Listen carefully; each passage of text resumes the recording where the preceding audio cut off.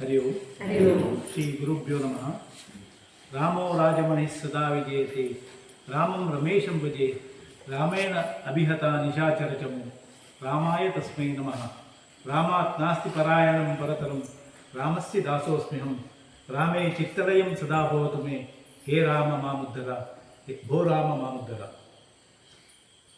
ಪ್ರಥಮವಾಗಿ ಕವಿತಾ ಶಾಖಮಾರುಹ್ಯ ಪೂಜಂತಂ ರಾಮ ರಾಮೇತಿ ಮಧುರಂ ಮಧುರಾಕ್ಷರಂ ವಾಲ್ಮೀಕಿ ಕೋಕಿಲಂ ಅಹಂ ವಂದೇ.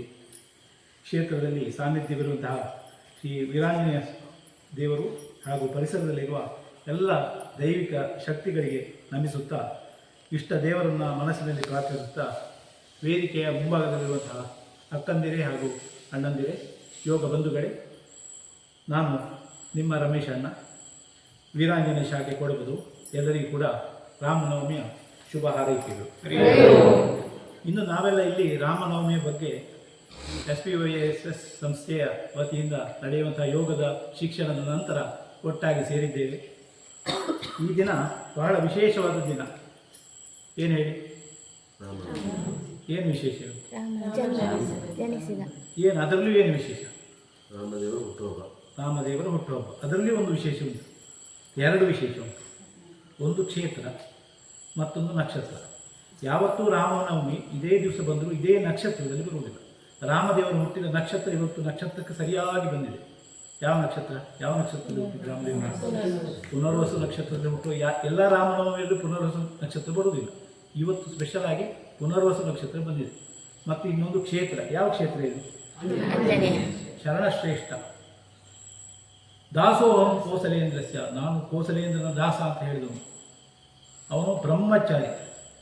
ಅವನಿಗೆ ಶರೀರ ಎಂಥ ಶರೀರ? ವಜ್ರಕಾಯವನ್ನು ಹೊಂದಿದಂಥವ. ಶ್ರೀರಾಮನಿಂದ ಆಲಿಂಗನವನ್ನು ಪಡೆದಂತಹ ಒಬ್ಬನೇ ವ್ಯಕ್ತಿ. ಯಾರು? ಆಂಜನೇಯ. ಅಂತಹ ಗುಡಿಯ ಸಮೀಪದಲ್ಲಿ ರಾಮನವರನ್ನು ಆಚರಿಸುವಂತಹ ಯೋಗ ಭಾಗ್ಯ ನಮ್ಮದಾಗಿದೆ ಅಂತ ಹೇಳಲಿಕ್ಕೆ ಬಹಳ ಇಷ್ಟಪಡ್ತಾ ಇದ್ದೇನೆ. ರಾಮಂತೆ ಸರ್ವತ್ರ ಇತಿ ರಾಮ. ರಾಮಂತೆ ಎಲ್ಲೆಡೆ ಇರುವವನು ರಾಮ. ಅಲ್ಲಿ ನೋಡಲು ರಾಮ, ಇಲ್ಲಿ ನೋಡಲು ರಾಮ, ಎಲ್ಲ ಹೇಳಿದ್ದಾರಲ್ಲ ದಾಸರು. ಎಲ್ಲ ಕಡೆ ರಾಮ ಪಸರಿಸಿಕೊಂಡಿದ್ದಾರೆ. ರಾಮನಿಗೆ ಅದಕ್ಕೆ ಹೇಳುವುದು, ರಾಮನ ಶಬ್ದ ರಾಮನಿಗಿಂತ ದೊಡ್ಡದು. ದಾಸರು ಹೇಳಿದರು, ರಾಮನಿಗಿಂತ ರಾಮನ ಶಬ್ದವೇ ದೊಡ್ಡದು. ರಾಮ ಮಂತ್ರವ ಜಪಿಸು ಮನುಜ, ನೀ ರಾಮ ಮಂತ್ರವ ಜಪಿಸು. ಆ ಮಂತ್ರ ಈ ಮಂತ್ರ ನೀನು ಅದನ್ನು ಯೋಚನೆ ಮಾಡಿ ಕೆಡಬೇಡ. ಸೋಮಶೇಖರ ತನ್ನ ಸತಿಗೆ ಬೇಡಿದ ಮಂತ್ರ, ನಡುಬೀದಿಯಲ್ಲಿ ನಿಂತು ಉಚ್ಚರಿಪ ಮಂತ್ರ, ಹರನು ಪಾಪಂಗಳ ಹದಗೆಡಿಸಿದ ಮಂತ್ರ, ಸುಲಭದಿಂದಲೇ ಮುಕ್ತಿ ಸೂರ್ಯಗೊಳ್ಳುವ ಮಂತ್ರ, ಮಾರುತಾತ್ಮನಿಗೆ ದಾರಿ ತೋರಿಸಿದ ಮಂತ್ರ ಯಾವುದು? ರಾಮ ಮಂತ್ರ. ಅಂತಹ ರಾಮ ಮಂತ್ರದ ಇದಕ್ಕೆ ತಾರಕ ಮಂತ್ರ ಅಂತ ಹೇಳ್ತಾರೆ. ರಾಮ ಮಂತ್ರವನ್ನು ತಾರಕ ಮಂತ್ರ ಅಂತ ಹೇಳ್ತಾರೆ. ನಾರದ ಮಹರ್ಷಿಗಳು ರಾಮ ಹುಟ್ಟುವುದಕ್ಕೆ ಎಷ್ಟೋ ಮೊದಲೇ ಹನುಮನ ಹತ್ರ ಹೋಗಿ ಈ ತಾರಕ ಮಂತ್ರವನ್ನು ಹೇಳ್ತಾರೆ. ಹನುಮಂತರಿಗೆ ಯಾಕೆ ಆ ಶಕ್ತಿ ಬಂತು? ರಾಮನಾಮದ ವ್ಯಾಹರಣದಿಂದಾಗಿ ಹನುಮಂತರಿಗೆ ಶಕ್ತಿ ಬಂತು. ರಾಮ ಅಂತ ಗೊತ್ತಾಗುವ ಮುಂಚೆನೇ, ರಾಮ ಹುಟ್ಟುವುದಕ್ಕಿಂತ ಮುಂಚೆನೇ ರಾಮನ ಶಬ್ದ ಬಂದಿತ್ತು. ಅವನಿಗೆ ರಾಮ ಅಂತ ಹೆಸರಿಟ್ಟದ್ದು ಯಾರು? ಅವರ ಕುಲಗುರುಗಳು ಯಾರು? ಇಕ್ಷ್ವಾಕು, ತರಣಿ ಜಾತರು ಅಂತ ಹೆಸರು. ತರಣಿ ಅಂದರೆ ಸೂರ್ಯ, ಸೂರ್ಯಪುತ್ರ, ಸೂರ್ಯ ವಂಶದಲ್ಲಿ ಹುಟ್ಟಿದಂತಹ ಎಲ್ಲರಿಗೂ ಕೂಡ ಕುಲಗುರುಗಳು ವಸಿಷ್ಠರು. ವಸಿಷ್ಠರ ಹೆಸರಿಡುವಂಥದ್ದು ರಾಮ ಅಂತ ಹೆಸರಿಡ್ತಾರೆ. ರಾಮಾಯ ರಾಮಭದ್ರಾಯ ರಾಮಚಂದ್ರಾಯ ವೇದಸಿ, ರಘುನಾಥಾಯ ನಾಥಾಯ ಸೀತಾಯ ಪತೇ ನಮಃ. ರಾಮನನ್ನು ರಾಮ ಅಂತ ಯಾರು ಕರೀಬೋದು? ಒಬ್ಬನಿಗೆ ಕರೀಲಿಕ್ಕಿದ್ದವು, ದಶರಥ. ರಾಮ ಬಾ, ಮಗನನ್ನು ಹಾಗೆ ಕರೆಯೋದು. ರಾಮಭದ್ರ, ಕೌಸಲ್ಯ, ಅವಳು ಕರೀತಾರೆ ರಾಮಭದ್ರ ಬಾ ಈ ಕಡೆ. ಆ ಶ್ಲೋಕದಲ್ಲಿ ಅದೇ ಇದೆ, ಯಾರ್ಯಾರು ಹೇಗೆ ಕರೀತಾ ಇದ್ರು ರಾಮ. ರಾಮಚಂದ್ರ ಯಾರು? ರಾಮನನ್ನು 14 ವರ್ಷ ವನವಾಸಕ್ಕೆ ಕಳಿಸಿದವಳು ಕರೀದು ರಾಮಚಂದ್ರ ಕೆಳಬ. ವೇದಸಿ ಯಾರು ಕರೀತಾ ಇದ್ರು? ವಿದ್ವಾಂಸರು, ಋಷಿಗಳು ಕರೀತಾ ಇದ್ರು ವೇದಸಿ. ರಘುನಾಥ ಕರಿತಾ ಇದ್ದರು, ವಸಿಷ್ಠರು ಕರೀತಾರೆ ರಘುನಾಥ ಈ ಕಡೆ ಬಾ. ಮತ್ತೆ ಕರಿತಾ ಇದ್ದರು ನಾಥ, ಯಾರು ಕರೆಯುವುದು? ಏಕಪತ್ನಿ ವ್ರತಸ್ಥರಾಗಿರ್ತಕ್ಕಂತಹ ಶ್ರೀರಾಮನನ್ನು ನಾಥ ಅಂತ ಕರೀತಾ ಇದ್ದವಳು ಸೀತೆ ಮಾತ್ರ. ಸೀತಾಯ ಪತೆ, ಈಗ ಮದುವೆಯಾಗಿ ಬಂದಾಗ ಈಗ ಅಕ್ಕಂದಿರ ಮನೆಯಿಂದ ಹೋಗ್ತಾರೆ, ನಿಮ್ಮ ಮನೆ ಕಡೆಯವರು ಹೇಗೆ ಹೇಳುವುದು? ಅದು ನಮ್ಮ ಜಲಜಕ್ಕನ ಗಂಡ ಸೀತಾಯ ಪತೆ. ಮಿಥಿಲೆಯ ಜನ ಕರಿತಾ ಇದ್ದರು ಸೀತಾಯ ಪತೆ ನಮಃ. ಸೀತೆ ಗಂಡ, ರಾಮನನ್ನು ಸೀತೆ ಗಂಡ ಅಂತ ಕರಿತಿದ್ದು ಮಿಥಿಲೆಯವರು ಮಾತ್ರ. ಆ ಶ್ಲೋಕದಲ್ಲಿ ರಾಮಾಯ ರಾಮಭದ್ರಾಯ ರಾಮಚಂದ್ರಾಯ ವೇದಸಿ, ರಘುನಾಥಾಯ ನಾಥಾಯ ಸೀತಾಯ ಪತೇ ನಮಃ ಯಾರ್ಯಾರು ಹೇಗೆ ಕರಿತಾ ಇದ್ರು ಅಂತ ಅದರಲ್ಲಿ ನಮಗೆ ಸರಿಯಾಗಿ ಗೊತ್ತಾಗ್ತದೆ. ರಾಮದೇವರು ಯಾರ ಮಗ? ಅಜಮಹಾರಾಜನ ಪುತ್ರನಾಗಿರ್ತಕ್ಕಂತಹ ದಶರಥನ ಮಗ. ದಶರಥನಿಗೆ ದಶರಥ ಅಂತ ಹೆಸರು ಬಂತು. ಯಾಕೆಂತ ಕೇಳಿದರೆ ತನ್ನ ರಥವನ್ನು 10 ದಿಕ್ಕಿಗೆ ಓಡಿಸಲಿಕ್ಕೆ ಸಮರ್ಥನಾಗಿದ್ದಂತ. 10 ದಿಕ್ಕಿಗೆ. ಅದು ಏನನ್ನು ಸೂಚಿಸ್ತದೆ? ನಮ್ಮ ಶರೀರದಲ್ಲಿರುವಂತಹ 5 ಜ್ಞಾನೇಂದ್ರಿಯಗಳು, 5 ಕರ್ಮೇಂದ್ರಿಯಗಳು. ಇದನ್ನು ಒಂದೇ ರೀತಿಯಲ್ಲಿ ಓಡಿಸಲು ಯೋಗ್ಯತೆ ಉಳ್ಳವಾಗಿದ್ದ ಯಾರು? ರಾಮ. ದಶರಥ ಓಡಿಸ್ತಿದ್ದ, ರಾಮ ಅದನ್ನು ಪಡ್ಕೊಂಡೇ ಬಂದಿದ್ದ. ಯಾರಿಂದಾಗಿ? ಕೌಸಲ್ಯ ಎಂಬಂತಹ ಒಳ್ಳೆ ಕುಶಲಿಗಳಾದಂತಹ ತಾಯಿ ರಾಮನಿಗೆ ಚಿಕ್ಕದಿದ್ದಾಗ ಹೇಳಿಕೊಟ್ಟಿದ್ದೆ ಹಾಗೆ. ಅವ ಮಾತ್ರ ಪುನರ್ವಸುವಿಗೆ ಮಧ್ಯಾಹ್ನ ಹುಟ್ಟಿದ್ದು, ಮತ್ತೆಲ್ಲ ದಶಮಿಗೆ ಹುಟ್ಟಿದವರು, ಬೆಳಿಗ್ಗೆ ಹುಟ್ಟಿದ್ದು ಭರತ. ಒಂದೇ ದೇವ ನಿರ್ಮಿತವಾದಂತಹ ಪಾಯಸವನ್ನು ಕುಡಿದಿದ್ದರೂ ಕೂಡ 4 ಮಕ್ಕಳು ಹುಟ್ಟಿದ ಗಳಿಗೆ ಚೇಂಜ್ ಬೇರೆ ಇದೆ. ಯಾವುದಿದೆ? ದಶರಥ ಮಧ್ಯಾಹ್ನಕ್ಕೆ ಹುಟ್ಟುತ್ತಾನೆ. ಈ ದಿವಸ ನವಮಿಯ ದಿವಸ ಮಧ್ಯಾಹ್ನಕ್ಕೆ, ಪುನರ್ವಸು ನಕ್ಷತ್ರದಲ್ಲಿ ಮಧ್ಯಾಹ್ನ ಹುಟ್ಟುತ್ತಾನೆ. ಮರುದಿವಸ ಬೆಳಿಗ್ಗೆ ಭರತ ಹುಟ್ಟುತ್ತಾನೆ. ಮರುದಿವಸ ಮಧ್ಯಾಹ್ನ ಮೇಲೆ ಲಕ್ಷ್ಮಣ ಮತ್ತು ಶತ್ರುಘ್ನ ಹುಟ್ಟುತ್ತಾರೆ. ಅವರು ಸುಮಿತ್ರೆಯ ಮಕ್ಕಳು. ಕೈಕೆಗೆ ಹುಟ್ಟಿದ್ಯಾರು? ಹೀಗೆ 4 ಜನ ಮಕ್ಕಳು 4 ಆಧಾರ ಸ್ತಂಭಗಳಾಗಿ ಬೆಳೀತಾ ಹೋಗ್ತಾರೆ. ಮರ್ಯಾದಾ ಪುರುಷೋತ್ತಮನಾದಂತಹ ಶ್ರೀರಾಮಚಂದ್ರ ಅವತರಿಸಿದಂತಹ ಪುಣ್ಯ ದಿನ ಇದು. ಅವ ಒಬ್ಬ ಕೇವಲ ರಾಜ ಅಲ್ಲ, ನಮ್ಮ ಸಾಂಸ್ಕೃತಿಕ ಅಸ್ಮಿತೆ, ಆದರ್ಶ ಜೀವನದ ಸಂಕೇತ. ಅವನು ಹೋದದ್ದೇ ಅಯನ. ರಾಮನ ಅಯನವನ್ನೇ ರಾಮಾಯಣ ಅಂತ ಹೇಳಿದ್ರು. ಅಯನ ಅಂದರೆ ಅಯನ. ರಾಮನ ಅಯನವನ್ನೇ ರಾಮಾಯಣ ಅಂತ ಹೇಳಿದರು. ಯಾವ ರೀತಿಯಲ್ಲಿ ಹೋದ, ಯಾವ ರೀತಿಯಲ್ಲಿ ಪ್ರತಿಯೊಂದರಲ್ಲೂ ಆದರ್ಶ.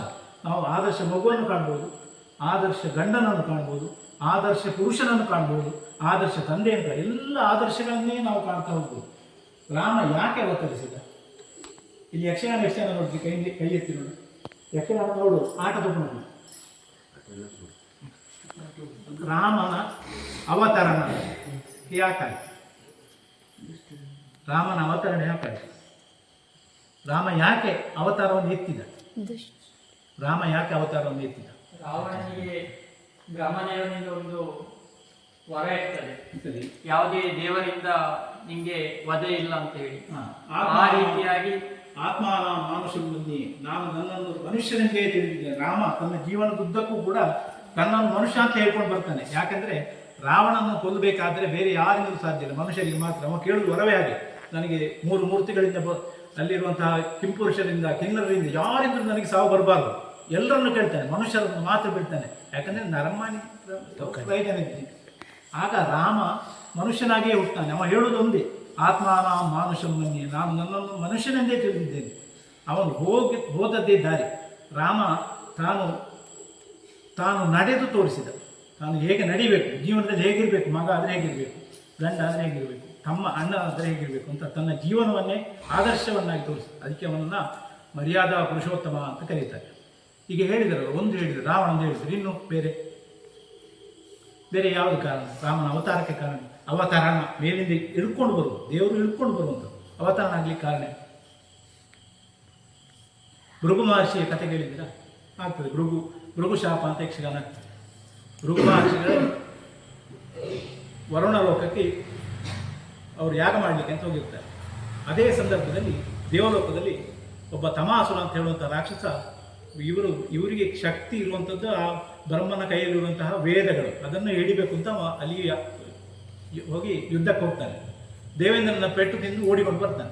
ದೇವೇಂದ್ರ ಓಡಿಸ್ಕೊಂಡು ಬರ್ತಾನೆ. ಯಾಕಂದರೆ ಬೃಹಸ್ಪತಿ ಗುರುವಿನ ಆದೇಶ ಇರ್ತದೆ, ಕೆಟ್ಟದ್ದನ್ನು ಉಳಿಸಬೇಡ ಮಗನೇ, ಈ ಸಾರಿ ಹೊಡಿಲೇಬೇಕು ಅಂತ ಬರ್ತಾನೆ. ಇವನು ಭೃಗು ಮಹರ್ಷಿಗಳ ಆಶ್ರಮಕ್ಕೆ ಬರ್ತಾನೆ.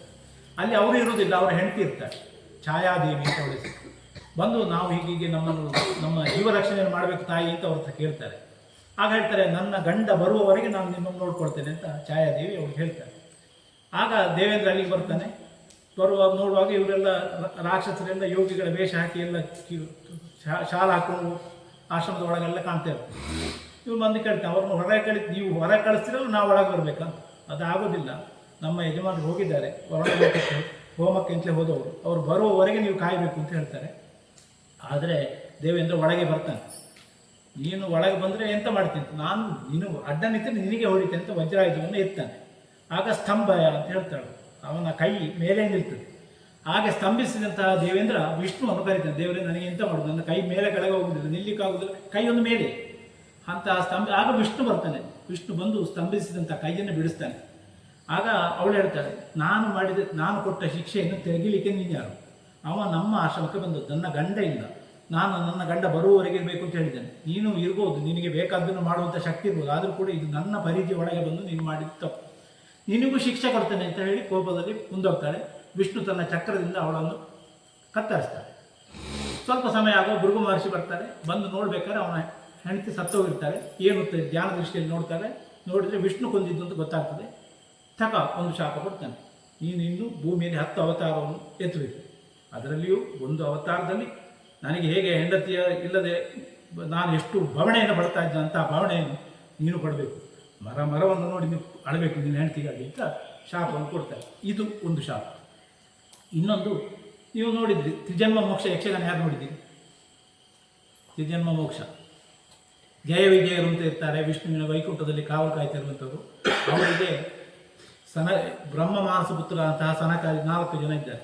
ಸನಕ, ಸನತ್ಕುಮಾರ, ಸನಾನಂದ ಮತ್ತು ಸನತ್ಸುಜಾತ ಅಂತ 4 ಮಂದಿ ಬರ್ತಾರೆ. ವಿಷ್ಣುವಿನ ದರ್ಶನಕ್ಕೆ ಅಂತ ಬರುವಾಗ, ಈಗ ಇಲ್ಲ ವಿಷ್ಣು ಮಲಗಿದ್ದಾರೆ, ಈಗ ಹೋಗುವಾಗಿಲ್ಲ ಅಂತ ಹೇಳ್ತಾರೆ. ಇಲ್ಲ, ನಾವು ದೇವರನ್ನು ನೋಡಿದೇ ಹೋಗುದಿಲ್ಲ ಅಂತ. ಆಗ ಅವರು ತಳ್ಳುತ್ತಾರೆ. ಆಗ ನೀವು ಅತ್ಯಂತ ಮೇಲಿನ ಲೋಕ ವಿಷ್ಣು ಲೋಕ, ಈ ಲೋಕದಲ್ಲಿ ಇರಲಿಕ್ಕೆ ನೀವು ಯೋಗ್ಯತಿದ್ದವರಲ್ಲ. ನಮ್ಮನ್ನು ತಳ್ಳಿ ಯಾವಾಗ ನಮ್ಮ ಬೇರೆ ನೀವು ಬಲಪ್ರಯೋಗ ಮಾಡಿದರೆ ನೀವು ಭೂಮಿಯಲ್ಲಿ ರಾಕ್ಷಸರಾಗಿ ಹುಟ್ಟಿ ಅಂತ ಶಾಪ ಕೊಡ್ತಾರೆ. ಆಗ ಅವರು ಹೋಗಿ ಹೇಳ್ತಾರೆ, ವಿಷ್ಣುದೇವರು ನಮ್ಮ ತಪ್ಪಾಗಿದೆ, ಬಂದಿದ್ದು ಯಾವಂತ ಗೊತ್ತಾಗಲಿಲ್ಲ, ನಾವು ಸ್ವಲ್ಪ ಇದು ಮಾಡಿದ್ದೇವೆ, ನಾವು ಅವರ ಮಹಿಮೇಲೆ ಕೈ ಹಾಕಿದ್ದೇವೆ, ಈಗ ಎಂತ ಮಾಡೋದು? ನನಗೆ ಎಂತ ಮಾಡಲಿಕ್ಕೆ ಆಗೋದು, ನೀನು ಅವ್ರ ಹತ್ರ ಕೇಳು. ಅವ್ರು ಹೇಳ್ತಾರೆ, ನೀವು ವಿಷ್ಣುವಿನ ಹತ್ರ ಕೇಳು.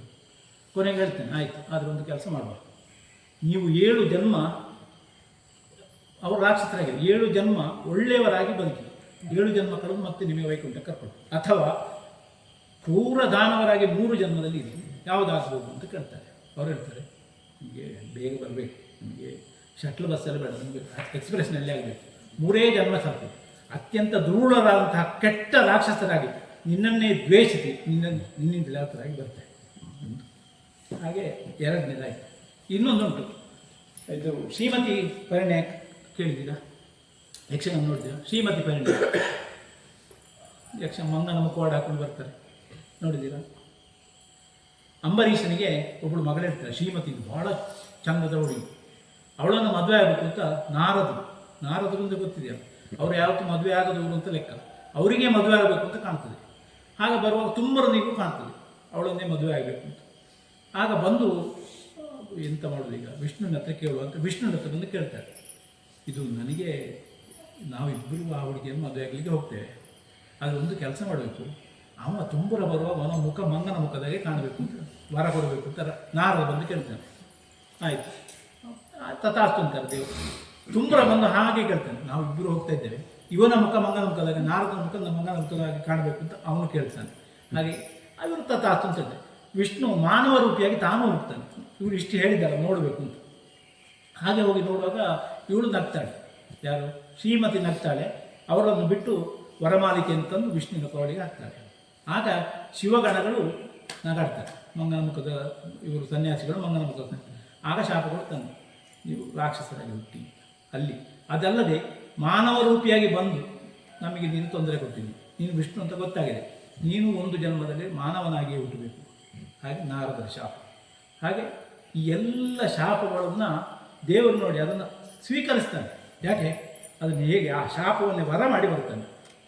ಆ ರಾಕ್ಷಸರನ್ನು ಕೊಲ್ಲುವುದಕ್ಕೆ ವರ ಮಾಡಿ ಬಂದಂತಹ ಮಹಾವಿಷ್ಣು 7ನೇ ಅವತಾರದಲ್ಲಿ ಶ್ರೀರಾಮನಾಗಿ ಬರ್ತಾನೆ. ಪ್ರಭು ಶ್ರೀರಾಮಚಂದ್ರ ಭೂಮಿಗೆ ಅವತರಿಸಿದಂತಹ ಕತೆ ಅದನ್ನೇ ಪೂರ್ವಂ ರಾಮ ತಪೋವನಾವಿಗಮನಂ ಹತ್ವಾ ಮುಗಂ ಕಾಂಚನಂ ವೈದೇಹಿ ಹರಣಂ ಜಟಾಯುನಂ ಸುಗ್ರೀವ ಸಂಭಾಷಣಂ ವಾಲಿ ನಿಗ್ರಹಣಂ ಸಮುದ್ರತರಣಂ ಲಂಕಾಪರೀದಾಹನಂ ಪಶ್ಚಾದ್ರಾವಣ ಕುಂಭಕರ್ಣಂ ಏತದ್ದಿ ರಾಮಾಯಣಂ. ಹೀಗೆ ರಾಮನ ಅವತರಣ ಆಗ್ತದೆ. ನಾರದರು ಹೇಳಿದಂತಹ ಮಂತ್ರ ಯಾವ ಮಂತ್ರ? ರಾಮ ತಾರಕ ಮಂತ್ರ ಯಾವುದು? ಶ್ರೀರಾಮ್ ಜಯ ರಾಮ್ ಜಯ ಜಯ ರಾಮ್. ಹನುಮಂತ ರಾಮ ಭಕ್ತನಾದಂತಹ ಹನುಮಂತನಿಗೆ ಉಪದೇಶಿಸಿದಂತಹ ಮಂತ್ರ. ಇದಕ್ಕೆ ಮಂತ್ರಗಳ ರಾಜ ಅಂತ ಕರೀತಾರೆ. ಇದನ್ನು ವಿಶೇಷ ಅಂತ ಹೇಳಿದರೆ ಯಾವ ಏಜ್ ಗ್ರೂಪಿಗೆ ಇಲ್ಲ, ಯಾರು ಪಠಿಸ್ಬೋದು, ಯಾವ ಏಜಿನವರು ಪಠಿಸ್ಬೋದು, ಯಾವ ಹೊತ್ತಿನಲ್ಲೂ ಪಠಿಸ್ಬೋದು, ಸ್ನಾನ ಮಾಡಿಯೂ ಪಠಿಸ್ಬೋದು, ಸ್ನಾನ ಮಾಡದೇ ಪಠಿಸ್ಬೋದು. ಈ ಮಂತ್ರಕ್ಕೆ ಅಷ್ಟು ಮಹತ್ವ ಉಂಟು. ಒಂದು ಸಾರಿ ಶಿವದೇವರು ಹೇಳ್ತಾರಂತೆ, ಇಷ್ಟೆಲ್ಲ ಇದೆ ವಿಷ್ಣುವಿಂದ ಅದೆಲ್ಲ ಹೇಳ್ತೀವಿ, ಪಾರ್ವತಿ ಹತ್ರ ಮಾತಾಡುವಾಗ ಹೇಳ್ತಾರಂತೆ, ಇದು ಬಹಳ ಸುಂದರವಾಗಿ ಸಣ್ಣದಾಗಿ ಚೊಕ್ಕದಾಗಿ ಒಂದು ನನಗೆ ಹೇಳಿಕೊಡಿ. ಆಗ ಶಿವದೇವರು ಹೇಳ್ತಾರೆ, ಶ್ರೀರಾಮ ರಾಮ ರಾಮೇತಿ ರಮೇ ರಾಮೇ ಮನೋರಮೆ ಸಹಸ್ರನಾಮ ತತ್ವಲ್ಯಂ ರಾಮನಾಮ ವರಾನ್ಮೆ. ಸಹಸ್ರನಾಮ ಪಠನೆ ಮಾಡೋದಕ್ಕೆ ಈಕ್ವಲೆಂಟ್ ಅಂದರೆ ಅದಕ್ಕೆ ಸರಿಯಾಗಿರುವಂಥದ್ದು ರಾಮನಾಮ. ಅದರ ವ್ಯಾಹರಣವನ್ನು ಮಾಡಿದೆ ಅಂತಾದರೆ ಇಷ್ಟು ನಿಮಗೆ ಶಕ್ತಿ ಬರ್ತದೆ. ಎಷ್ಟು ಶಕ್ತಿ ಬರ್ತದೆ? ಅಷ್ಟು ಶಕ್ತಿ ಬರ್ತದೆ. ಅವನಿಗೆ ಬಂದದ್ದು ಶಕ್ತಿ ಯಾರಿಂದ? ರಾಮನಾಮದ ವ್ಯಾಹಾರ. ಹಾಗೆ ಎಲ್ಲರೂ ರಾಮನಾಮದ ವ್ಯಾಹಾರವನ್ನು ಮಾಡಬೇಕು. ಇದರಿಂದ ಇಚ್ಛಾಶಕ್ತಿ, ಜ್ಞಾನಶಕ್ತಿ, ಕ್ರಿಯಾಶಕ್ತಿ, ಮೇಧಾಶಕ್ತಿ ಇದೆಲ್ಲ ಕೂಡ ಜಾಸ್ತಿ ಆಗ್ತದೆ. ಮಕ್ಕಳಲ್ಲಿ ಆತ್ಮವಿಶ್ವಾಸ ಬರ್ತದೆ. ಯಾವುದೇ ಕಷ್ಟಕರ ಪರಿಸ್ಥಿತಿ ಇದ್ದರೂ ಕೂಡ ಅದನ್ನು ಎದುರಿಸುವಂತಹ ಚಾಕಚಕ್ಯತೆ ಅವರ ಆತ್ಮವನ್ನು ಜಾಗೃತಿಗೊಳಿಸುತ್ತದೆ. ರಾಮ ನವಮಿಯ ದಿವಸ ಈ ರಾಮಮಂತ್ರಕ್ಕೆ ತುಂಬ ಪವರ್, ಶಕ್ತಿ ಜಾಸ್ತಿ. ರಾಮನವಮಿಯ ದಿವಸ ನೀವು ಮಾಡಿದ ಒಂದು ಹೇಳಿದರೆ ಅದು 8000, ಒಂದು ಮಾಡಿದರೆ 1000 ಸಾರಿ ನೀವು ಹೇಳಿದಷ್ಟು ಅಷ್ಟು ಆ ದಿವಸ ಅದಕ್ಕೆ ಮಹತ್ವ ಇದೆ. ರಾಮನವಮಿಯ ದಿವಸ ಯಾರು ರಾಮ ಮಂತ್ರದ ಪಾರಾಯಣ ಮಾಡ್ತಾರೋ ಅವರಿಗೆ ಅದರ 1000 ಪಟ್ಟು ಗುಡಿಸಿದಷ್ಟು ಶಕ್ತಿ ಸಿಗ್ತದೆ. ಆದ್ದರಿಂದ ಈ ದಿವಸ ಒಳ್ಳೆಯದು, ಮನಃಶಾಂತಿಗೆ ಒಳ್ಳೆಯದು, ಪುಣ್ಯ ಪ್ರಾಪ್ತಿಗೆ ಒಳ್ಳೆಯದು, ಆಧ್ಯಾತ್ಮಿಕ ಉನ್ನತಿಗೆ ಒಳ್ಳೆಯದು, ಪಾಪ ವಿಮೋಚನೆಗೆ ಒಳ್ಳೆಯದು, ರಕ್ಷಣೆಗೆ ಒಳ್ಳೆಯದು, ಶಕ್ತಿಗೆ ಒಳ್ಳೆಯದು, ಆರೋಗ್ಯಕ್ಕೆ ಒಳ್ಳೆಯದು, ಸಮೃದ್ಧಿಗೆ ಒಳ್ಳೆಯದು. ಶ್ರೀರಾಮನ ಕೃಪೆ ನಮ್ಮಲ್ಲಿ ಬರಲಿಕ್ಕೆ ಒಳ್ಳೆಯದು. ಶ್ರೀರಾಮ ಎಲ್ಲಿದ್ದಾನೆ? ಈಗ ಶ್ರೀರಾಮ ಎಲ್ಲಿದ್ದಾನೆ? ಕಲಿಯುಗದಲ್ಲಿ ಶ್ರೀರಾಮ ಎಲ್ಲಿದ್ದಾನೆ? ಕಲಿಯುಗದಲ್ಲಿ ನೋಡಿ, ಸತ್ಯಯುಗ ಮೊದಲು. ಆವಾಗ ನೀವು ಕಥೆ ಕೇಳಿರ್ಬೋದು, ಯುದ್ಧ ಆಗ್ತದೆ. ದೇವರು ಮತ್ತು ದಾನವರು ಮಧ್ಯೆ ಯುದ್ಧ ಆಗಬೇಕಿದ್ದರೆ ಎಲ್ಲೋ ಇರೋದು, ಪಾತಾಳದಲ್ಲಿರುವಂತಹ ರಾಕ್ಷಸರು, ದೇವಲೋಕದಲ್ಲಿರುವಂತಹ ದೇವರುಗಳು ಯುದ್ಧ ಆಗುವಂಥದ್ದು. ಅದು ಸತ್ಯಯುಗ. ಅದರಿಂದ ಮೇಲೆ ಬನ್ನಿ, ತ್ರೇತೆಗೆ ಬನ್ನಿ. ತ್ರೇತೆಗೆ ಬರುವಾಗ ಹೇಗಾಯಿತು? ರಾಕ್ಷಸರು ಮತ್ತು ಮತ್ತು ರಾಮ. ರಾಕ್ಷಸರಲ್ಲಿದ್ದು ರಾವಣ, ಈ ಕಡೆ ರಾಮ. ಎಲ್ಲಿ ಆಯಿತು ಯುದ್ಧ? ಒಂದೇ ಭೂಮಿಯಲ್ಲಿ, ಒಂದೇ ಲೋಕದಲ್ಲಿ ಆಯಿತು. ಅದರ ನಂತರ ಬನ್ನಿ ಯಾವುದಕ್ಕೆ? ದ್ವಾಪರ. ಒಂದೇ ಮನೆ, ಅಣ್ಣ ತಮ್ಮಲ್ಲಿ ಓಡಾಡುವಾಯಿತು, ಅದು ದ್ವಾಪರ. ಈಗ ಒಬ್ಬ ಮನುಷ್ಯನ ಒಳಗೆ ಇದ್ದಾನೆ ಶ್ರೀರಾಮಚಂದ್ರ, ನಮ್ಮ ಒಳಗೆ ಇದ್ದಾನೆ. ರಾವಣನೂ ನಮ್ಮಲ್ಲಿ ಉಂಟು, ರಾಮನೂ ನಮ್ಮಲ್ಲಿ ಉಂಟು, ರಾಮತ್ವವೂ ನಮ್ಮಲ್ಲಿ ಉಂಟು, ರಾವಣತ್ವವೂ ನಮ್ಮಲ್ಲಿ ಉಂಟು. ಯಾವಾಗ ನಾವು ರಾಮತ್ವವನ್ನು ಮೇಲೆ ತರ್ತೇವೋ ಆಗ ಉದ್ಧಾರ ಆಗ್ತೇವೆ. ರಾಮನು ನಮ್ಮ ಆತ್ಮವಾದರೆ ಸೀತೆಯು ನಮ್ಮ ಮನಸ್ಸು, ಹನುಮಾನ್ ನಮ್ಮ ಜೀವಶಕ್ತಿಯಾದರೆ ರಾವಣನು ನಮ್ಮ ಅಹಂ ಮನಸ್ಸನ್ನು ಆವರಿಸಿಕೊಂಡಾಗ ನಮ್ಮ ಆತ್ಮವು ಪ್ರಕ್ಷುಬ್ಧಗೊಳ್ಳುತ್ತದೆ. ಮನಸ್ಸು ಮತ್ತು ಆತ್ಮವನ್ನು ಸಮನ್ವಯಗೊಳಿಸುವುದಕ್ಕಾಗಿ ಧ್ಯಾನವನ್ನು ಮಾಡಬೇಕು, ಉಸಿರಾಟವನ್ನು ಮಾಡಬೇಕು. ಈ ಮೂಲಕ ನಮ್ಮ ಮನಸ್ಸು ಮತ್ತು ಆತ್ಮವನ್ನು ನಿಯಂತ್ರಿಸಬಹುದು. ರಾಮ ಮತ್ತು ಸೀತೆ ಒಂದಾದರೆ ಅಹಂಕಾರ ನಾಶವಾಗ್ತದೆ ಅಂತ ತಿಳಿದವರು ಹೇಳ್ತಾರೆ. ಹಾಗೆ ಶ್ರೀರಾಮ ದೇವರು ಆತ್ಮಾನ ಮಾನುಷ್ಯಂ ಮನ್ನಿ ಅಂತ ಧರೆಯಲ್ಲಿರುವಂತಹ ದುರುಳರನ್ನು, ರಾವಣ ಕುಂಭಕರ್ಣಾದಿ ಹುಟ್ಟಿದ್ದಾರೆ, ಅಲ್ಲಿ ಜಯವಿಜಯರಿಗೆ ಶಾಪ ಸಿಕ್ಕಿ ಹುಟ್ಟಿದ್ದಾರೆ. ಅವರನ್ನು ಕೊಲ್ಲುವುದಕ್ಕಾಗಿ ದಶರಥನಿಗೆ 60,000 ವರ್ಷ ಆದರೂ ಮಕ್ಕಳಾಗುವುದಿಲ್ಲ. 3 ಜನ ಹೆಂಡತಿಯರಿರ್ತಾರೆ, 60,000 ವರ್ಷ ಆದರೂ ಮಕ್ಕಳಾಗುವುದಿಲ್ಲ. ಒಂದು ದಿವಸ ಬೇಟೆಗೆ ಅಂತ ಹೋಗ್ತಾನೆ. ಬೇಟೆಗೆ ಹೋದಾಗ ನಿಮಗೆ ಕತೆ ಗೊತ್ತಿರ್ಬೋದು, ಶ್ರವಣ ಕುಮಾರನ ಕತೆ ಕೇಳಿದ್ದೀರಾ? ಆಗ ತಂದೆ ತಾಯಿಯನ್ನು ತಗೊಂಡು ತೀರ್ಥಯಾತ್ರೆಗೆ ಅಂತ ಹೋಗುವ ಮರದ ತಮ್ಮಿಗೆ ನೀರು ತರಲಿಕ್ಕೆ ಅಂತ ಹೋಗುದು. ಅದು ಬುಡು ಶಬ್ದ ಮಾಡ್ತದೆ. ಇವನಿಗೆ ಅದು ಒಂದು ಸೂಕರ, ಅಂದರೆ ಹಂದಿ ನೀರು ಕುಡಿತದೆ ಅಂತ ಶಬ್ದವಿದೆಯನ್ನು ಬಿಡ್ತಾನೆ. ಬಿಡುವಾಗ ಅವನು ಸಾಯ್ತಾನೆ. ಸಾಯುವಾಗ ಅವನ ತಂದೆ ತಾಯಿ ಇವನಿಗೆ ಶಾಪ ಕೊಡ್ತಾರೆ, ನನ್ನ ಮಗ ಸತ್ತು ನಮಗೆ ಗತಿ ಇಲ್ಲದಾಗ ಆಯಿತು, ನೀನು ಕೂಡ ಸಾಯೋಕ್ಕಾಗುತ್ತೆ, ನಿನಗೆ ಯಾವ ಮಕ್ಕಳು ನಿನ್ನ ಹತ್ರ ಇರಬಾರ್ದು ಅಂತ ಶಾಪ ಕೊಡ್ತಾರೆ. ಇವನಿಗೆ ಖುಷಿ ಆಗ್ತದೆ. ಯಾಕೆ? 60,000 ವರ್ಷ ಅದು ಮಕ್ಕಳಾಗಿರೋದಿಲ್ಲ. ಅವರ ಶಾಪದಲ್ಲಿ ಅದು ಧನ್ಯೋಸ್ಮಿ. ದಶರಥನಿಗೆ ಶಾಪ ಸಿಕ್ಕಿ ನೀನು ಸಾಯೋಕ್ಕಾಗುತ್ತೆ, ಮಕ್ಕಳಿರ್ಬಾರ್ದು ಅಂತ ಹೇಳುವಾಗ ಧನ್ಯೋಸ್ಮಿ. ಯಾಕೆ? ಮಕ್ಕಳಾಗ್ತದೆ. ಹಾಗೆ ಧರೆಯ ಭಾರವನ್ನು ಇಳುವುದಕ್ಕಾಗಿ ಶ್ರೀರಾಮಚಂದ್ರ ಬರ್ತಾನೆ. ಇಲ್ಲಿಂದ ದೇವನಿರ್ಮಿತವಾದಂತಹ ಪಾಯಸದಲ್ಲಿ ಕೌಸಲ್ಯ, ಕೈಕೆ, ಸುಮಿತ್ರೆ ಆ 3 ಜನಕ್ಕೆ 4 ಜನ ಮಕ್ಕಳು ಒಂದೇ ತೊಟ್ಟಿಲಿನಲ್ಲಿ ಮಾಡುತ್ತಾರೆ. ನಾವು ಹೇಗಿದೆ, ಒಬ್ಬ ಗಂಡ, 3 ಹೆಂಡತಿ, 4 ಮಕ್ಕಳು ಒಂದೇ ತೊಟ್ಟಿ. ಇದು ರಾಮಾಯಣ. ಶ್ರೀರಾಮ ರಾಮ ರಾಮೇತಿ ರಮೇ ರಾಮೇ ಮನೋರಮೆ ಸಹಸ್ರನಾಮ ತತ್ತುಲ್ಯಂ ರಾಮನಾಮ ವರಾನನೆ. ಕತೆ ನಿಮಗೆಲ್ಲರಿಗೂ ಗೊತ್ತುಂಟು ರಾಮಾಯಣದ್ದು. ಹೋಗ್ತಾ ಇದ್ದಂಥ ರಾಮ ಮಂತ್ರದ ವ್ಯಾಹರಣವನ್ನು ಹೇಳಿದ್ದೆ. ರಕ್ತಗತವಾಗಿರ್ತಕ್ಕಂತಹ ಪಾಪ ರಾಮ್ ಹೇಳ್ತೇವೆ ನಾವು. ಒಮ್ಮೆ ರಾಮ ಹೇಳಿ ಎಲ್ಲರೂ ರಾಮ್ ರಾಮ್ ರಾ ಎಂಬುದಾಗಿ ನಾವು ಬಾಯಿಯನ್ನು ತೆರೀತೇವಾದ್ದರಿಂದ ರಕ್ತಗತವಾಗಿರ್ತಕ್ಕಂಥ ಪಾಪ ನಮ್ಮ ಬಾಯಿಯ ಮೂಲಕ ಹೊರಗೆ ಬರ್ತದೆ. ನಮ್ಮ ಒಳಗೆಲ್ಲ ಪಾಪ ಇರ್ತದೆ, ಆ ಪಾಪ ನಮ್ಮ ಶರೀರದಿಂದ ಹೊರಗೆ ಬರ್ತದೆ. ರಾಮ್ ಮಾ ಎಂಬುದಾಗಿ ಬಾಯಿಯನ್ನು ಮುಚ್ಚುತ್ತೇವಾದ್ದರಿಂದ ಹೊರಬಿದ್ದಂತಹ ಪಾಪಗಳು ಮತ್ತೆ ಒಳ ಹೊಗದಂತೆ ಕವಾಟವಾಗೈವೆ. ಅದು ಒಳಗೆ ಬರದಾಗೆ ಹಾಗೆ ನಮ್ಮ ಪಾಪ ನಮ್ಮ ಶರೀರದಿಂದ ಹೊರಗೆ ಹೋಗ್ತದೆ ಅಂತ ಹೇಳ್ತಾರೆ. ಏಕಕಾಲಕ್ಕೆ ಶ್ರೀರಾಮದೇವರು ಬ್ರಹ್ಮನೂ ಆಗ್ತಾನೆ, ವಿಷ್ಣು ಆಗ್ತಾನೆ, ಶಿವನೂ ಆಗ್ತಾನೆ. ಅದಕ್ಕೆ ಉದಾಹರಣೆ ಅಹಲ್ಯೋದ್ಧರಣ. ಅಹಲ್ಯನ್ನು ಉದ್ಧರಣ ಮಾಡುವುದಕ್ಕಾಗಿ ರಾಮ ಹೋಗ್ತಾ ಇರ್ತಾನೆ. ಅಹಲ್ಯ ಕತೆ ಗೊತ್ತುಂಟಲ್ಲ ನಿಮಗೆಲ್ಲರಿಗೂ. ಕಲ್ಲಿನ ಮೇಲೆ ಕಾಲನ್ನಿಟ್ಟು ಅಹಲ್ಯನ್ನು ಉದ್ಧರಿಸಿ ಬ್ರಹ್ಮನಾಗ್ತಾನೆ.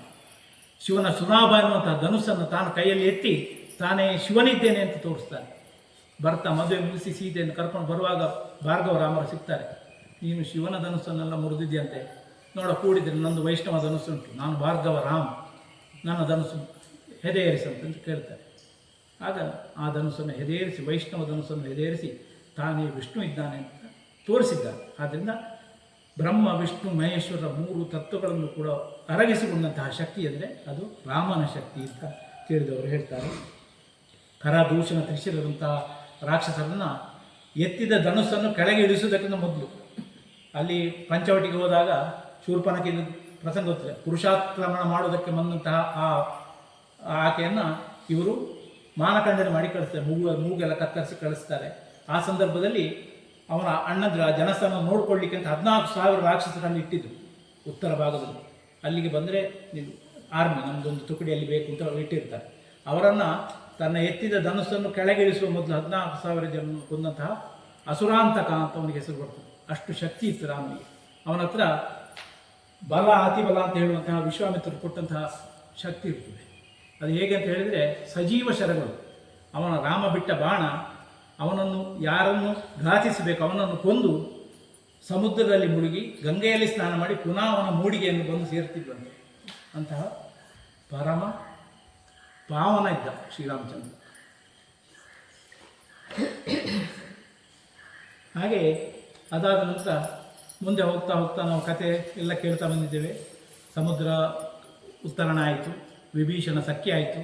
ಹಾಗೆ ಬಂದು ವಿಭೀಷಣನ ಜೊತೆ ಸಖ್ಯ ಆದ ನಂತರ ಬರ್ತಾರೆ. ಅಲ್ಲಿ ಸೀತೆ ಅಲ್ಲಿ ಅಶೋಕ ವಾಟಿಕದಲ್ಲಿ ಇದ್ದ. ಈಗಲೂ ಕೂಡ ನೀವು ಆ ಜಾಗ ಹೋಗಿ ನೋಡಿದರೆ ಅದು ಸೀತೆ ಇದ್ದ ಇವರು ಹೋಗಿ ಬಂದಿದ್ದಾರೆ. ಈಗಲೂ ಅದು ಸೀತಾ ನಾವು ಕೇಳಿದಂಥ ಕಥೆಗಳು ಈಗಲೂ ಕಣ್ಣಿಗೆ ಕಟ್ಟಿದಾಗಿದೆ, ಹಾಗೇ ಉಂಟು. ವಾಲ್ಮೀಕಿ ಮಹರ್ಷಿ, ಅದಕ್ಕೆ ನಾನು ಮೊದಲಿಗೆ ಹೇಳಿದ್ದು ಕವಿತಾ ಶಾಖಮಾರುಹ್ಯ ಕೂಜಂತಂ ಮಧುರಂ ಮಧುರಾಕ್ಷರಂ ವಾಲ್ಮೀಕಿ ಕೋಕಿಲಂ ಬಂದೆ. ಆ ವಾಲ್ಮೀಕಿ ಋಷಿಗಳು ಹೇಗೆ ಅದನ್ನು ಹೇಳಿದ್ದಾರೆ ಅದು ಅಷ್ಟು ಚಂದವಾಗಿ ಉಂಟು. ರಾಮನ ಜನನವಾದಂತಹ ಜಾಗ, ಅವ ಪಂಚವಟಿ ಇರ್ಬೋದು, ಯಾವ ಯಾವ ಜಾಗಗಳುಂಟು ಅದು ಹೇಗೆ ಅವರು ಹೇಳಿದ್ದಾರೆ ಅದೇ ರೀತಿಯಲ್ಲಿ ಉಂಟು. ಹಾಗೆ ರಾವಣ ಕುಂಭಕರ್ಣನನ್ನು ಕೊಂದಂತಹ ರಾಮ ಸ್ವರ್ಣ ಲಂಕೆ, ತುಂಬ ಸ್ವರ್ಣಮಯವಾದಂತಹ ಲಂಕೆ ಇದೆ. ಎಲ್ಲಿ ನೋಡಿದರೂ ಸ್ವರ್ಣ, ಅಷ್ಟು ಶಕ್ತಿ ಉಂಟು. ಯಾಕಂದರೆ ಅವ ಭುಜಗದ ಚತುರ್ದಶ ಭುಜಗದಲ್ವ ಅಂತ ಅವನ ಹೆಸರು. ಯಾಕಂದರೆ 14 ಲೋಕವನ್ನು ಗೆದ್ದವ ರಾವಣ, ಅಂತಿಂತವಲ್ಲ. ಅವ ಬ್ರಾಹ್ಮಣ, ಆದರೆ ಅವನಲ್ಲಿ ಕೆಟ್ಟ 34 ಗುಣಗಳಲ್ಲಿ 32 ಗುಣ ರಾವಣನಲ್ಲಿ ಒಳ್ಳೆಯದೇ ಇರ್ತದೆ, 2 ಗುಣ ಕೆಟ್ಟದ್ದಿದ್ದು 32 ಗುಣ. ಅದಕ್ಕೋಸ್ಕರ 32 ಬಾಣ ಬಿಡ್ತಾನೆ ರಾಮ. ಯಾಕೆ? ಒಂದೇ ಬಾಣದಲ್ಲಿ ಕೊಲ್ಬೋದಿತ್ತಲ್ಲ, ಯಾಕೆ 32 ಬಿಟ್ಟು? ಆ 32 ಗುಣಗಳನ್ನು ತೆಗೆದು ಆ ಒಳ್ಳೆಯದೆಲ್ಲ ಹೋಗಬೇಕು, ಅದಾದ ನಂತರ ಅವನು ಕೊಡ್ತಾನೆ. 34 ಗುಣಗಳಲ್ಲಿ 32 ಗುಣಗಳು ಒಳ್ಳೆಯ ಗುಣ ರಾವಣನಲ್ಲಿ ಇತ್ತು.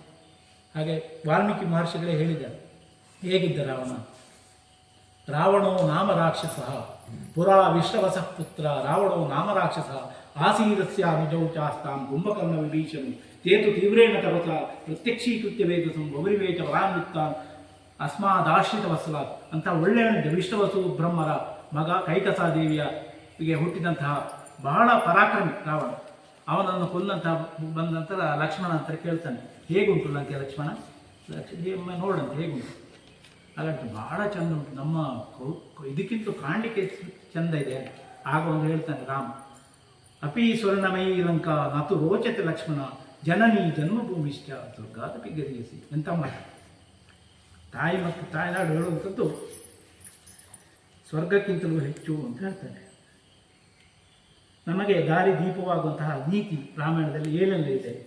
ಒಂದು ಮರ್ಯಾದಾ ಪುರುಷೋತ್ತಮ. ರಾಮನು ತನ್ನ ಜೀವನದ ಪ್ರತಿ ಹಂತದಲ್ಲೂ ಮಿತಿಯನ್ನು ಮೀರಿದವನು. ಇಂತಹ ಕಠಿಣ ಪರಿಸ್ಥಿತಿಯಲ್ಲೂ ಧರ್ಮದ ಹಾದಿ ತಪ್ಪದ ಕಾರಣಕ್ಕಾಗಿ ಅವನನ್ನು ಮರ್ಯಾದಾ ಪುರುಷೋತ್ತಮ ಅಂತ ಕರೆದಿದ್ದಾರೆ. ಕರ್ತವ್ಯ ಪಾಲನೆಯಲ್ಲಿ ತಂದೆಯ ಮಾತಿಗೆ ಬೆಲೆ ಕೊಟ್ಟು ಸಿಂಹಾಸನವನ್ನು ತ್ಯಜಿಸಿ ವನವಾಸಕ್ಕೆ ತೆರಳಿದ್ದು ಅಧಿಕಾರ ದಾಹಕ್ಕಿಂತ ಕರ್ತವ್ಯ ದೊಡ್ಡದು ಎಂಬುದನ್ನು ತೋರಿಸುತ್ತದೆ. ಮತ್ತು ಸಾಮಾಜಿಕವಾಗಿ ಸಮಾನತೆ, ಏನು ಸಮಾನತೆಯನ್ನು ಕಾಣ್ಬೋದು ರಾಮನಲ್ಲಿ? ನಾವೀಗ ಸಹಭೋಜನೆ ಎಲ್ಲ ಮಾಡ್ತೇವೆ. ರಾಮ ಎಂತ ಮಾಡಿದ್ದಾನೆ? ಏನು ಸಮಾನತೆಯನ್ನು ರಾಮನಲ್ಲಿ ಕಾಣ್ಬೋದು? ಯಾವುದಾದ್ರು ಒಂದು ಹೇಳಿ. ಶಬರಿ ಎಂತ ಮಾಡ್ತಾಳೆ? ಎಂಜಲು ಕೊಡಲಿ ರಾಮನಿಗೆ.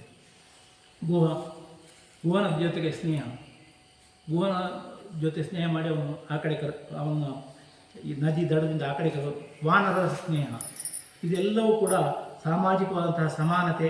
ಇದು ಜಾತಿ ರಹಿತ ಸಮಾಜಕ್ಕೆ ಒಂದು ದೊಡ್ಡ ಸಂದೇಶ ಇದೆ. ರಾಮರಾಜ್ಯದ ಪರಿಕಲ್ಪನೆ ಹೇಗೆ? ದೊಡ್ಡವರು ಕೇಳಿದವರು ಹೇಳ್ತಾರೆ, ರಾಮರಾಜ್ಯ ಅಂದರೆ ಕೇವಲ ಶ್ರೀಮಂತಿಕೆ ಅಲ್ಲ, ಎಲ್ರಿಗೂ ನ್ಯಾಯವನ್ನು ಸಿಗುವಂತಹ, ಯಾರು ಭಯವಿಲ್ಲದೆ ಬದುಕುವಂತಹ ವ್ಯವಸ್ಥೆ, ಸತ್ಯ, ಅಹಿಂಸೆ ಮತ್ತು ನ್ಯಾಯದ ಆಧಾರದ ಮೇಲೆ ನಿಂತಿರುವ ಆಡಳಿತವೇ ರಾಮರಾಜ್ಯ. ಯುವ ಜನತೆಗೆ ಈ ರಾಮನ ಸಂದೇಶ ಏನು? ಇಂದಿನ ಗೊಂದಲಮಯ ಜಗತ್ತಿನಲ್ಲಿ ರಾಮನ ತಾಳ್ಮೆ, ಸಂಯಮ ಮತ್ತು ದೃಢ ಸಂಕಲ್ಪಗಳು ನಮಗೆ ದಾರಿದೀಪವಾಗಬೇಕು. ಅಧರ್ಮದ ವಿರುದ್ಧ ಹೋರಾಡುವಾಗ ರಾಮನಂತೆ ಧೀರನಾಗಿರಬೇಕು. ಕುಟುಂಬ ಜವಾಬ್ದಾರಿಯನ್ನು ನಿಭಾಯಿಸುವಾಗ ರಾಮನಂತೆ ಪಿತೃವಾಕ್ಯ ಪರಿಪಾಲಕನಾಗಿರಬೇಕು. ತಾಯಿ ಮತ್ತು ತಾಯಿನಾಡು ಸ್ವರ್ಗಕ್ಕಿಂತಲೂ ಶ್ರೇಷ್ಠ ಎಂಬ ಭಾವನೆ ನಮಗೆಲ್ಲರಿಗೂ ಬರಬೇಕು. ಹಾಗೆ ರಾಮನವಮಿಯ ಈ ಶುಭ ದಿನ, ರಾಮನಾಮ ತಾರಕ ಮಂತ್ರದ ವ್ಯಾಹರಣ ನಮಗೆಲ್ಲರಿಗೂ ಕೂಡ ಆಂತರಿಕ ಬೆಳಕನ್ನು ನಮ್ಮಲ್ಲಿ ಬೆಳಗಿಸಿಕೊಳ್ಳೋಣ. ಎಲ್ಲರ ಚಿಂತೆಗಳನ್ನು ತೊಡೆದು ಹಾಕೋಣ. ವರ್ತಮಾನದ ಕ್ಷಣಕ್ಕೆ ನಮ್ಮನ್ನು ಕರೆದುಕೊಂಡು ಹೋಗೋಣ. ಹಿಂದಿನ ದ್ವೇಷಗಳನ್ನು ಬಿಡೋಣ, ನಗುವನ್ನು ಹರಡೋಣ, ಪ್ರೀತಿಯನ್ನು ಹರಡೋಣ, ಸರ್ವತ್ರ ಭ್ರಾತೃತ್ವವನ್ನು, ದೇಶಭಕ್ತಿಯನ್ನು ಹರಡೋಣ. ಹಾಗಾಗಿ ಈ ರಾಮನವಮಿಯ ಶುಭ ದಿನದ ಶುಭ ಮುಂಜಾನೆಯ ಈ ಶುಭ ಗಳಿಗೆಯಲ್ಲಿ ನಾವೆಲ್ಲರೂ ದಶರಥಾತ್ಮಜನಾದ, ದಶಮುಖ ಮರ್ದನನಾದ, ಪಶುಪತಿ ರಂಜಕನಾದ, ಪಾಪ ವಿಮೋಚನನಾದ, ಅನಾಥ ರಕ್ಷಕನಾದ, ಆಪದ್ ಬಾಂಧವನಾದ, ಮೈಥಿಲಿ ನಂದನನಾದ, ಮಾರುತಿ ವಂದಿತನಾದ ಪ್ರಭು ಶ್ರೀರಾಮಚಂದ್ರನನ್ನು ಸ್ಮರಿಸಿ ಕೃತಾರ್ಥರಾಗೋಣ. ಎಲ್ಲರೂ ನನ್ನ ಜೊತೆಯಲ್ಲಿ ಹೇಳಿರಿ. ಶ್ರೀರಾಮಚಂದ್ರ ಚರಣಂ ಮನಸಾ ಸ್ಮರಾಮಿ ಶ್ರೀರಾಮಚಂದ್ರ ಚರಣಂ ವಚಸಾ ವದಾಮಿ ಶ್ರೀರಾಮಚಂದ್ರ ಚರಣಂ ಶಿರಸಾ ನಮಾಮಿ ಶ್ರೀರಾಮಚಂದ್ರ ಚರಣಂ ಶರಣಂ ಪ್ರಪದ್ಯೆ ಶ್ರೀರಾಮಚಂದ್ರ ಚರಣಂ ಶರಣಂ ಪ್ರಪದ್ಯೆ. ರಾಮನನ್ನು ನಾವು ಕೇವಲ ಪೂಜಿಸಿದರೆ ಸಾಲದು, ಅವನ ಉತ್ತಮವಾದಂತಹ ಗುಣಗಳನ್ನು ನಮ್ಮಲ್ಲಿ ಅಳವಡಿಸಿಕೊಳ್ಬೇಕು ಅಂತ ತಿಳಿದವರು ಹೇಳ್ತಾರೆ. ಪ್ರತಿಯೊಬ್ಬ ವ್ಯಕ್ತಿ, ಆಗಲೇ ನಾನು ಹೇಳಿದ್ದೇನೆ, ಸತ್ಯಯುಗದಲ್ಲಿ ಬೇರೆ ಬೇರೆ ಲೋಕದಿಂದಲೇ ಇದ್ದರು. ಅಲ್ಲಿಂದ ತ್ರೇತಾಯುಗಕ್ಕೆ ಬರಬೇಕಾದ್ರೆ ಒಂದೇ ಏರಿಯಾಕ್ಕೆ ಬಂದರು, ಅದಾದ ನಂತರ ಒಂದೇ ಮನೆಯೊಳಗೆ ಬಂದರು. ಈಗ ನಮ್ಮ ಒಳಗೆ ಇದ್ದಾನೆ. ಆದ್ದರಿಂದ ನಮ್ಮ ಒಳಗಿರುವಂತಹ ರಾವಣತ್ವವನ್ನು ಕಡಿಮೆ ಮಾಡಿ ರಾಮತ್ವವನ್ನು ಜಾಗರಿಸಿಗೊಳಿಸುವುದೇ ಈ ರಾಮನವಮಿಯ ಆಚರಣೆ ಅಂತ ಹೇಳುತ್ತಾ, ಈ ವಿಶೇಷ ಸಂದರ್ಭದಲ್ಲಿ ಒಂದೆರಡು ಮಾತುಗಳನ್ನು ಆಡುವುದಕ್ಕೆ ಅವಕಾಶ ಮಾಡಿಕೊಟ್ಟಂತಹ SPYS ಸಮಿತಿಗೆ ಕೃತಜ್ಞತೆಗಳನ್ನು ಸಲ್ಲಿಸುತ್ತಾ